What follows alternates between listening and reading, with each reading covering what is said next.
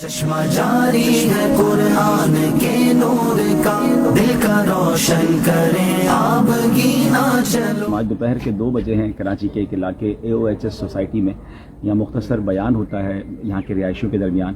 یہاں سے آج کے دن کا جدول کا آئیے آغاز۔ دعوت اسلامی زندہ باد زندہ باد، دعوت اسلامی زندہ باد زندہ باد۔ اللہ کی نعمت ہے یہ دعوت اسلامی، آقا کی عنایت ہے یہ دعوت اسلامی، یہ دعوت اسلامی۔ ہمیشہ یاد رکھیں، احساس گناہ یہ بھی بہت بڑی نعمت ہے، ندامت ہونا یہ بھی بہت بڑی نعمت ہے، کیونکہ جس کے دل میں احساس گناہ ہے نا، وہ کبھی نہ کبھی کنورٹ ہوگا، وہ کبھی نہ کبھی انشاءاللہ اس کے دل میں وہ احساس بڑھے گا اور وہ اللہ کی طرف آ جائے گا۔ بدقسمت وہ ہے کہ جس کے دل میں احساس گناہ ہی نہیں ہے، شرم ہی نہیں ہے، فکر ہی نہیں ہے۔ تو اگر دل کے کسی کونے میں غلطی ہونے کے بعد احساس ہو جائے نا، تو پھر یہ ایک تو نعمت ہے، دوسرا اس احساس کو باقی رہنے دیجیے گا۔ اچھا، پھر ایک اور خوبصورت بات علماء فرماتے ہیں کہ جب جب گناہ ہو جائے اور یاد آئے احساس ہو، فوراً توبہ کر لو، کیونکہ ایک حدیث پاک ہے الندم التوبہ، شرمندگی ہی توبہ ہے۔ تو جو احساس گناہ ہے، شرم ہے، گلٹی ہے، گلٹ ہونا جو ہے یہ بھی بڑی نعمت ہے۔ قمر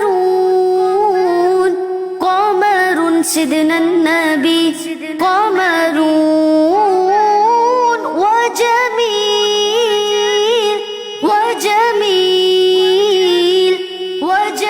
سيدنا النبي وجميل قمر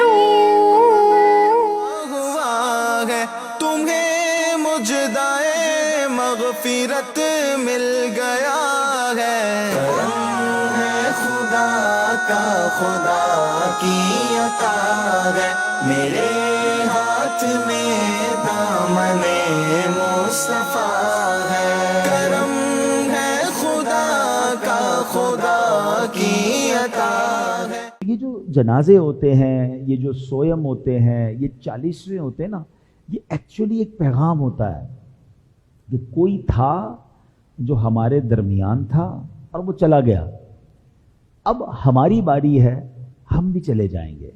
ہم کاش اس طرح کے اجتماعات سے میسج لیں، جنازے سے پیغام لیں، سویم سے پیغام لیں، 40ویں سے پیغام نہیں لیتے۔ ہم آتے ہیں، اچھا کچھ کیوں آتے ہیں جنازے میں؟ یار کیا کریں، رشتہ دار ہے، جانا پڑے گا۔ سویم میں کیوں جا رہے ہیں؟ بھائی دستور ہے، خاندان کا معاملہ ہے، جانا پڑے گا۔ ہم بعض اوقات تو اس طرح کے اجتماع میں بھی فارمیلٹی کے لیے جاتے ہیں، کیا کہتے ہیں اس کو، خانہ پوری کے لیے جاتے ہیں۔ ہم اس لیے جائیں کہ ہم اپنے لیے سوچیں، میسج لیں، پیغام لیں، عبرت لیں۔ آپ کو پتہ ہے پہلے جب جنازہ ہوتا تھا نا، تو میت کا رشتہ دار کون ہے یہ پہچاننا مشکل ہو جاتا تھا، کیونکہ جنازے میں جتنے لوگ ہوتے تھے سارے ہی رو رہے ہوتے تھے۔ اچھا، اس لیے نہیں رو رہے ہوتے تھے کہ سب کو میت سے بڑا پیار ہوتا تھا، نہیں، وہ اس لیے رو رہے ہوتے تھے کہ جناب ان کو سب کو اپنی موت یاد آ رہی ہوتی تھی، سب کو اپنی قبر یاد آ رہی ہوتی تھی۔ تو یہ سمجھنا ہے میں نے اور آپ نے۔ ہر دنیا ہے فانی، نظر نہ کر اس پر، باہر دنیا ہے فانی۔ مولاي صل وسلم دائما ابدا على حبيبك خير الخلق كلهم۔ چشمہ جاری ہے قرآن کے نور کا، دل کا روشن کریں آپ گینا چلو، علم کا نور ہے تم بھی بھر لو ذرا، فیض مشکل کشا سے یہ سینہ چلو۔ پیارا اسلامی بھائیوں، انے مدنی چینل نا جووا واراؤ، آج ہمیں گجراتی زبان માં હોજે કોસરના બારામાં સાંભળશો۔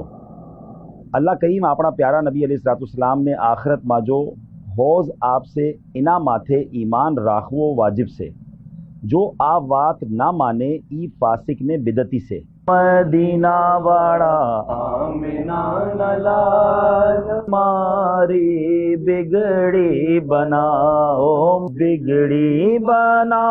مارا بھاگ جگاؤ مدینہ واڑا آمینہ نلاج ماری بگڑی بناؤ انوار تھے لے کے آئی ہے قسمت یہاں تک تمہیں لے کے آئی ہے قسمت یہاں تک تمہیں کر کے اب ایک خون اور پسینہ چلو. پیارے پیارے اسلامی بھائیوں اور مدنی چینل کے ناظرین، مدنی چینل کا سلسلہ ذہنی آزمائش ہمارے درمیان ہے، سیزن 16 ہے، مقابلہ نیکسٹ لیول پر اور آگے پہنچ چکا ہے. اب آؤٹ ڈور پروگرامز کا سلسلہ بھی شروع ہو گیا ہے. پری کوارٹر فائنل ہے اور آج ہم موجود ہیں کراچی کے علاقے مہاجر کیمپ میں. بلدیہ ٹاؤن سعید آباد دونوں ٹیموں سے گزارش کریں گے کہ منچ پر تشریف لائیں، کراچی اور حافظ آباد. چشمہ جاری ہے قرآن. جناب میری دائیں طرف کراچی کے اسلامی بھائی ہیں، میری بائیں طرف حافظ آباد کے اسلامی بھائی تشریف فرما ہو رہے ہیں. جناب پہلا سیگمنٹ کا پہلا سوال، نماز کو صلاۃ کیوں کہتے ہیں؟ کراچی والوں سے سوال ہے.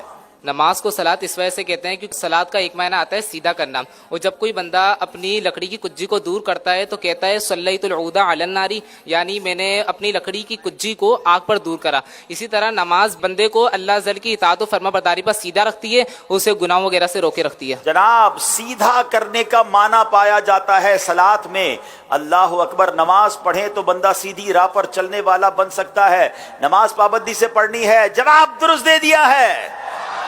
ناظرین بہت خوبصورت سیگمنٹ ہے جس کا نام ہے عشق کے بول. یہ رائے کیا تھی وہاں سے پلٹنے کی اے نفس؟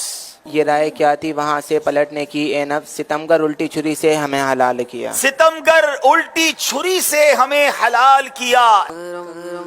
مانگتا ہوں عطا مانگتا ہوں الہی میں تجھ سے دعا مانگتا ہوں عطا کر تو شان کریمی کا صدقہ ملا دے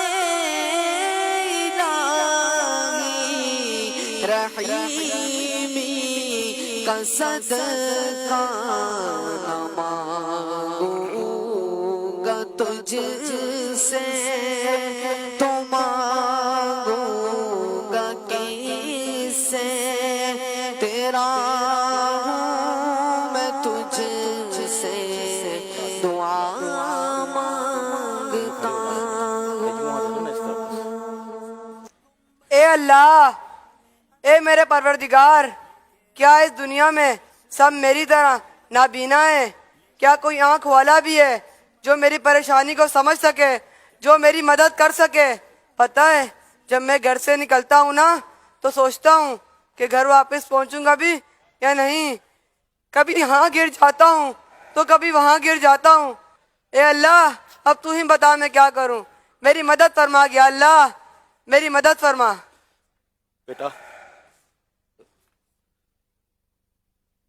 بیٹا آپ کے پاس تو صرف آنکھیں نہیں، باقی اللہ پاک کی ہر نعمت موجود ہے، اٹھنا بیٹھنا ملنا جلنا. لیکن میرا یہ بیٹا، اس کا اس دنیا میں ہونا نہ ہونے کے برابر ہے.